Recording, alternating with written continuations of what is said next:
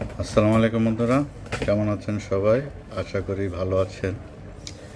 আমি একটি কথা বলার জন্য আজকে লাইভে আসলাম। সেটা হচ্ছে, অনেকেই ফেসবুকে নতুন করে শুরু করতেছে মনিটাইজেশন পাওয়ার জন্য। আসলে আমি তাদের উদ্দেশ্যে একটা কথা বলবো, সেটা হচ্ছে যে একবার কোনো কাজ শুরু করার পর অসফলতার হওয়ার ভয়ে যেন কাজ না ছেড়ে দেয়। একবার কাজ ছেড়ে দিলে সেটাকে অসফলতাই থেকে যাবে। তাই নিষ্ঠার সাথে যদি কাজ করেন তাহলে সফলতা আপনার জন্য কোনো ব্যাপার না।